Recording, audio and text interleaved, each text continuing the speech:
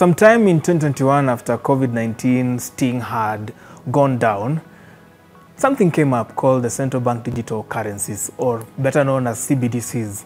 In Africa, Nigeria was the first country to have what we would call a CBDC. The e-Naira was the very first one to be launched around the same time. This discussion has been lulled a bit, but now we want to bring it back because this is the only place where we talk all things technology. My name is Brian Jajatieno. You can call me Branji. NTV's in-house techie. Welcome. It's now time for the biggest tech show in Africa.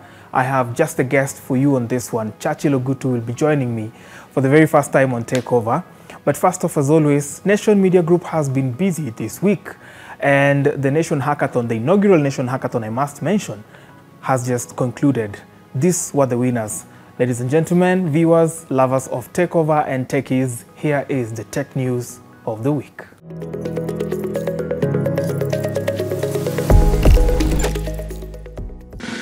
The number one for the inaugural Nation Hackathon, Team X, Team X, Team X, Team X. Team X, comprising Wambui Karanja, Gerald Jackson, Miles Mburu, led by Dalbert Kipyegon, all from Kenyatta University, are this year's winners of the inaugural Nation Hackathon, taking home a prize of $1,000 US. You've already won. A big round of applause for Team X. A hackathon is a social coding event that brings computer programmers and other interested people together to improve upon or build a new software program. The word hackathon is one that stems from the word hacker, which means clever programmer or marathon, an event marked by endurance. Natural capital. Team X beat an initial pool of 38 teams that had applied to take part in the Tech Co-Creation Camp, a Nation Media program in partnership with Strathmore University. After the vetting process, 18 teams made it to pitch and co-create in the 5-day summit that brought representatives from across the Kenyan university's landscape. Really happy to have win this hackathon, and together with my team, we have really been working on this solution for the past week, and from a simple idea to a whole product, we can't even believe it. And we're still processing the win because it's a big win for us as a team and also as students, and as a journey as students and the career that comes after learning. All I'd want to say is that I hope this is going to be an eye-opener to us techies and also Nation Media. The importance of having tech communities everywhere, including media, is very important. And the same way you as media see an opportunity to create news, we see an opportunity to include tech everywhere. So it's very good to have tech communities, and it's good that we are now part of you. It's a very big privilege, and thank you so much. We're actually classmates, and I'm glad. I'd really want to give all the flowers to our team lead Del, but he's not going to hear me praise him anytime. So this is the only time I'd get to thank him for always keeping us together and for sharing the ideas, and we hope to get more wins. Yeah. I was telling my teammates, I've not won a tie from like high school, so I really enjoyed this because most of us techies, we really just sit on our computers all day. We don't get out, so it's really a fun experience, and I've learned a lot, and thank you for all this. The team created a geo-enhanced nation, which is a personalized hyperlocal news experience that can help Nation Media Group news consumers and customers with targeted content and ads anywhere in the country. The four are fourth-year students at Kenyatta University. Their solution is poised to boost Nation Media Group's Mtaa Wangu product, which is an inaugural hyperlocal product in Nakuru. You guys created a hyper-local product that will actually, when you work with Russell, will boost what we have been calling, we want to scale our product. So you're literally building something that we can plug in. If you go to your phone and you go to mtawangu.com, mtawangu.com is our first hyper-local product, and mtawangu.com currently runs as a Nakuru product. So while it's available everywhere, what you'll find on Mtaa Wangu is about Nakuru, what's happening in Nakuru, whether it's about the politics, whether it's about jobs, whatever it is about Nakuru. And so to your point, we see what you can do as part of how our business becomes sustainable. And so as much as today is the end of the first hackathon, my challenge to all of us in the tech community is to think through solutions that can be utilized by media businesses. Other worthy mentions are Team Sign Sema, the first runners-up taking home $750, who created a sign language interpreter solution that translates sign language to text and text to sign language. And the second runners-up taking home $500 are Team Rubani, who developed a geo-enhanced prototype that boosts content creation, search engine optimization, and personalized engagement. People say the following: don't expect data to provide both questions and answers. It is you as an individual to have the responsibility to home on the essential question and then combine data with intuition to get the answers from the data. So we are moving from artificial intelligence to augmented intelligence. Are we ready for that? The young minds of Kenya is the greatest asset this country has. When we launched the hackathon, I gave you a few acronyms. We looked at the task: how do we build on your talent, abilities, to nurture the skills and knowledge you've gotten in universities?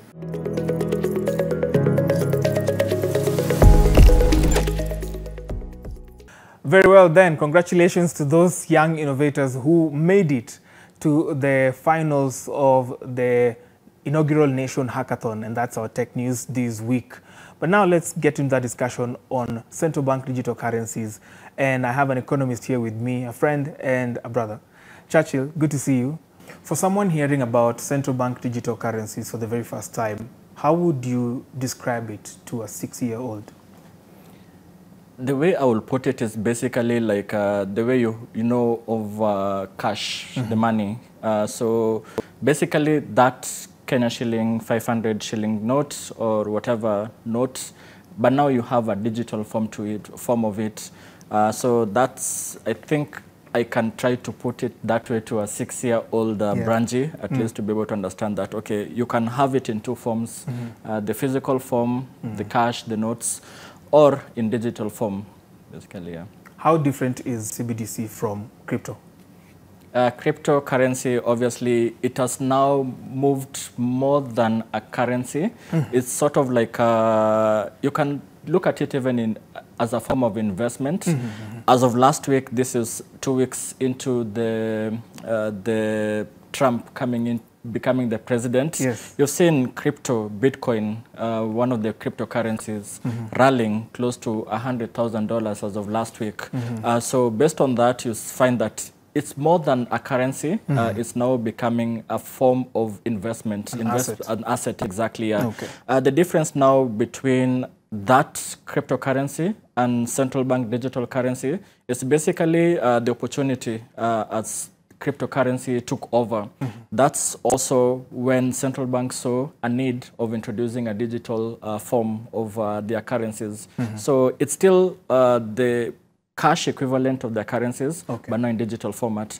Whereas cryptocurrency, more than the currency aspect of it, it's now seen as an asset on its own class. Great. So I love the fact that you're bringing in the aspect of regulation, that crypto is largely a free market. These other guys, CBDCs, are pretty much regulated, which now brings me to this question. The larger sub-Saharan Africa still remains, a big population of the larger sub-Saharan Africa remains unbanked. How do you think possibly CBDCs are going to help central banks to reach and include so many people financially, those especially those that are unbanked?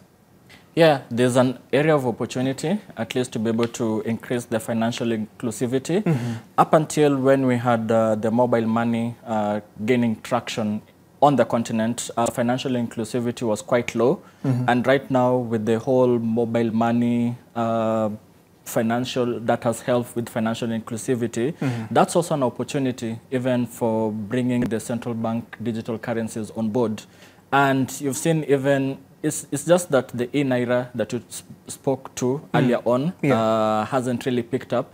But ideally, that's where the opportunity that you could see financial inclusivity. Mm-hmm. And also in terms of cross-border transactions. As it is right now, sitting in Kenya, and we want, say, to transact with somebody across the border, may not necessarily be in Africa, but even in other parts of the continent, you may now need a third currency to convert to the third currency, one of the reserve currencies. Here in this case, you're looking at the dollar. Before now, you switch to that currency that you want to transact in. But at least if you have a central bank digital currency, which is pretty much widely acknowledged, it's now easier even to do the cross-border transactions. Might also be cheaper. Great. Speaking of affordability, these CBDCs, because they are an e-form of the fiat currency as we know it, have to be transacted on a technological platform. What kind of technology does a central bank need to be able to have to effectively deploy tech for CBDCs to operate at optimum? Well, into the tech bit, probably I may defer to you, but I know that it's pretty much the same fiat currency that is currently used, but now putting it into digital platform. But obviously the central banks have a wider mandate across their jurisdiction. For, in this case, Central Bank of Kenya is looking at the whole of Kenya. So they are able now to sort of pretty much roll out the necessary technology so as to be able to deploy, basically to convert from this form and into the digital form. So from that perspective, I think, and based on the framework that they are doing, as you mentioned, we just have one country so far in Africa that has rolled out their e-Naira. A number of countries are in different stages of rolling it out, but obviously the framework is still there.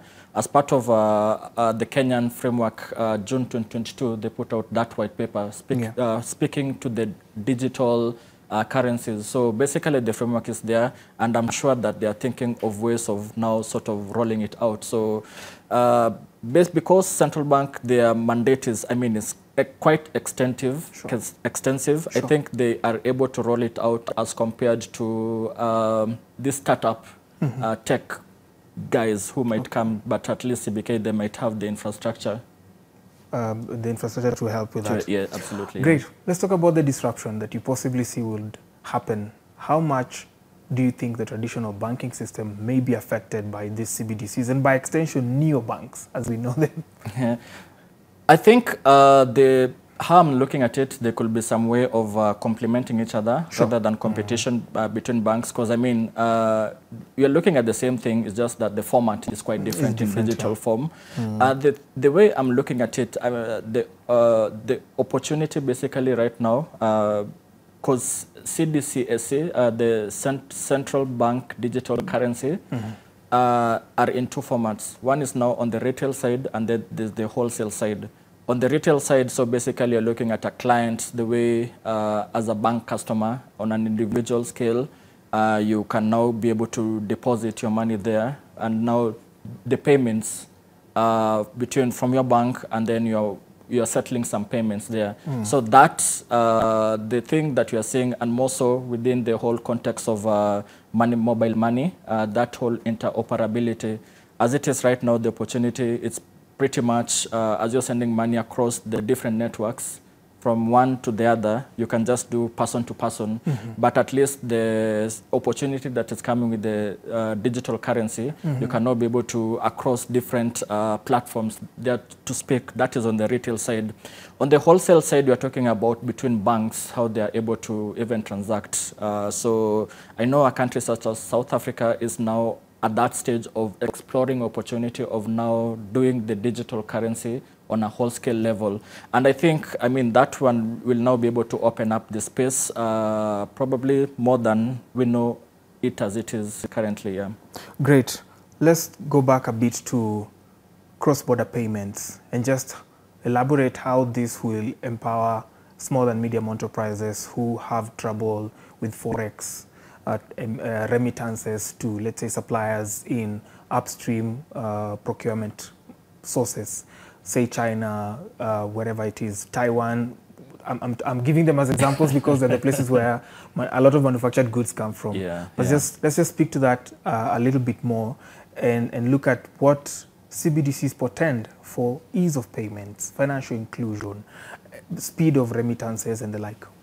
Yes, as we had earlier mentioned, we're looking at as you are transacting across borders, because say from Kenya shilling to Chinese yuan or renminbi, you have first to convert through the dollar, and then you convert back to the currency that you want to transact in here. Which is a lot of work. Exactly, yeah. So basically, the digital currency, as it has been portrayed, at least it eliminates all that. It's easier now to convert between, yes, it's Kenya currency in digital form, but you can now convert it to the Chinese currency or Taiwanese currency, basically that. And also the costs, you know, the whole transaction costs that are involved as you are doing the cross-border transactions. So obviously that might be minimized, if not lowered fully. At least that will also help reduce the frictions that are normally there across cross-border transactions. So those two for me are basically elimination of a third currency between trading and also the reduction in transaction costs. As we edge towards a close, do you possibly see any downsides of having the CBDCs? One of them basically is now the data protection. Oh, yeah. Yeah, so very key. That probably the central banks are looking into it. And that also speaks into the whole cryptocurrency. On the flip side of that is that it is so protected, you cannot be able to sort of trace the people who are transacting. And that's where the underworld are now getting into the cryptocurrencies and all that.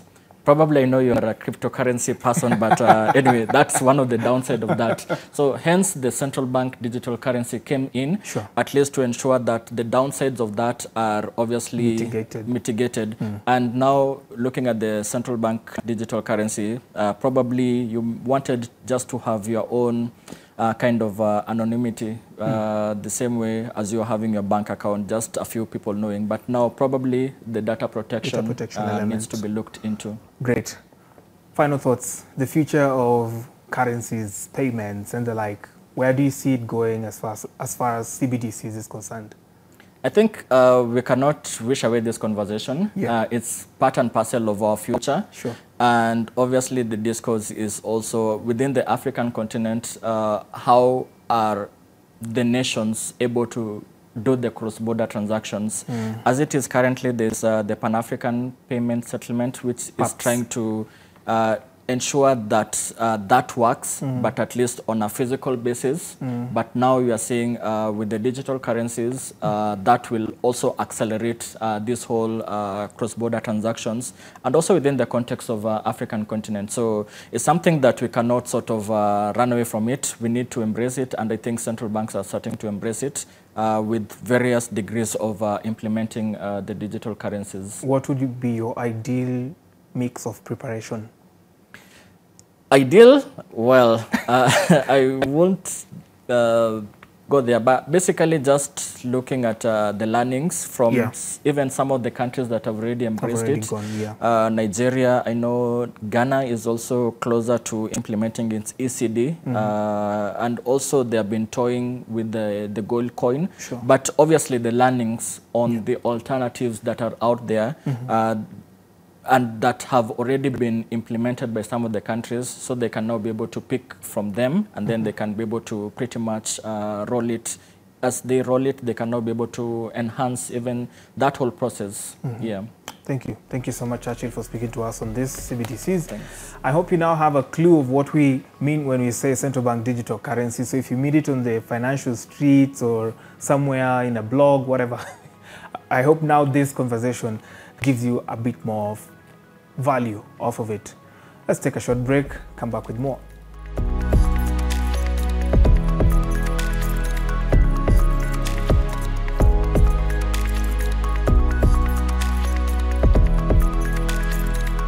Welcome back. You're watching TECHOVER, Africa's greatest tech conversation. Time now to find out who our founder this week is. Here is Startup of the Week.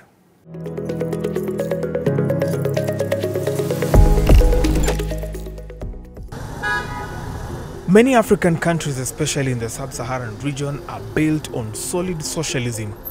Just to explain this, students are educated through family and community fundraisers. Weddings are contributed for, and table banking remains a key method of financial inclusion in the rural sub-Saharan region. This social nature of living has brought together lots of Africans in both good and challenging times, but the biggest challenge has always been the accountability for the funds raised. So much so that accountability for the funds has caused irreversible animosity amongst family members and created rifts. Besides this, managing the clutter of inquiries and contributions, constant updates has group treasurers overworking themselves with reconciliations of funds contributed. Have you ever needed to collect money? Wangari Stewart and her partners saw this challenge and put together NoBook, a collections application that allows people to manage such social contributions. We all come a time when we are forced to kind of be a treasurer in a group, and you're like, please do not choose me, because you know you have to track people's payments, write them down, tell people, oh, this is how much this person has paid, here's how much we collected today. Some people get upset, oh, I've sent you payments, why haven't you told the group? And just seeing that there's a gap in the market right now, and yeah, building a product that is really suited for, you know, as you said, the community and collection ways of African families and friends. Just 9 months into the fintech industry, they serve a critical mass and has transited from its initial orientation as an SME product into the social collections platform. Basically, I mean, you sign up. Once you sign up, very basic details, your personal information, put in a password, a security question, and then you're ready to set up your first collection. So your first collection is, what are you collecting money for? So you say you're collecting money for a death, or someone has died, or you have a bereavement. So you just let us know, like, the name, you put in a banner, how much you're planning to collect, and we create for you a payment link. And that payment link we send to the people who you need to collect money from, whether it's friends, family. And once money starts coming in, we have connected and integrated with WhatsApp. You can see immediately, like, Brian George has paid money. You'll get a notification in the WhatsApp group. You've paid this much money, and then as people start seeing that, of course, they'll start donating, and all this, each and every payment that is received will start showing up on the WhatsApp group automatically, by the way. And then we also have like daily reports which tell you at the end of the day, this is how much you've collected. We have pledge reminders. If people want to pledge, like, I promise to pay 2K when I get money, they can set that up and we can send reminders to them. And so many other, it's very customizable. So we have very many use cases that use it. So just not for fundraising, we can do it for estate collection, for weddings, for chamas, for events. They credit their rise to a flexible business model that allows their users to make one-off subscriptions that permit an endless use to the product. We do a once-off payment, so we are not taking any transaction fees, so you pay to use the service when you need to. So if, say, you're raising for a burial, you pay for that service. Our prices range from 500 to 2,500, depending on the number of people collecting. If you feel that group payment is too much, you can also pay per member, which starts at 20 bob and the most is like at 30 bob per member. So it's very flexible. And then I think it's really important to explain that we don't hold any of your money. You tell us where the money wants to go to. So if you want it to go to a pay bill, a till number, or your bank account, it goes directly to us. All you're giving us is that subscription fee or that once-off payment, and that's kind of how we make money. They have been able to edge out competition and stand out through their ease of access to funds that are settled directly into the client's accounts. Currently, they serve 3 key clients who collect maximum of 3 million shillings a month on regular contributions and revenue outsource. And one thing that our customers really love about us, it's that money goes directly to their account. So that really helps. And most importantly, reconciliation. The platforms like Mchanga are not particularly, that's not their strength in doing reconciliation. Because usually if you're collecting for a large number of people, the reconciliation can be quite painful. It's happening outside the WhatsApp group, in Excel spreadsheets, and we're really simplifying that. We're helping the treasurers really simplify and make that process seamless and easy and just enjoyable, and hopefully collecting more. Rough estimates put the number of chamas at 300,000 in the country, collecting, handling, managing and moving about $3.4 million or just about 400 million shillings annually. They are structured in the nature of merry-go-rounds, pooled resources, cooperative societies and online chamas. As they get online, streamlining operations and formalization becomes a key concern as regulation and surveillance heightens. Nobook hopes to serve this critical mass with real solutions that serve their needs. And that's our startup of the week.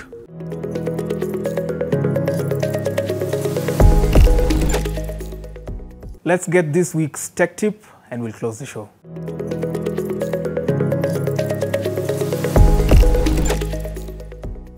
Hi, my name is Duncan, and this week we are going to be covering how you can keep your Instagram account safe and keep your data secure. There have been quite a few cases of Instagram accounts being hacked, so here are some tips on how you can keep yours safe. The first method is go to your Instagram, click on the three icons at the top, click Settings, go to Account Center, click Password and Security, then click Two-Factor Authentication. Click your Instagram account, and then you're going to see three options on how you can turn on Two-Factor Authentication. For example, you can click Text Message, then click Next, and if you have not added a phone number, you can add it right here. And now whenever you try to log into your Instagram account, a code will always be sent to your phone number for you to be able to log in. Another thing is your account might actually be logged into very many devices and you don't know, and this is risky because somebody can access your data. So you can fix this by going to Account Center, go to Password and Security, and then at the bottom you're going to see where you're logged in. Click that, then click your Instagram account, and right here you're going to see all the devices that are logged into your Instagram account. So if you see any that you don't recognize, click on it, and then click Logout and confirm it. And make sure that you only leave the devices that you actually trust. That's it for this week, and see you in the next one.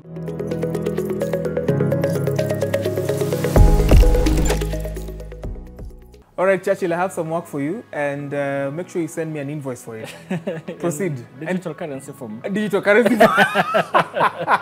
Smart, I saw what you did there. Anyway, okay. End the show for us. Thanks, guys, for watching this show. We hope that you enjoyed the show, and we look forward to seeing you same time, same place, next week. May tech live forever. Correct. Remember to drink water. Hydrate. Guys, so off. We end it there. Thank you so much for watching TECHOVER. See you next week. May tech live forever.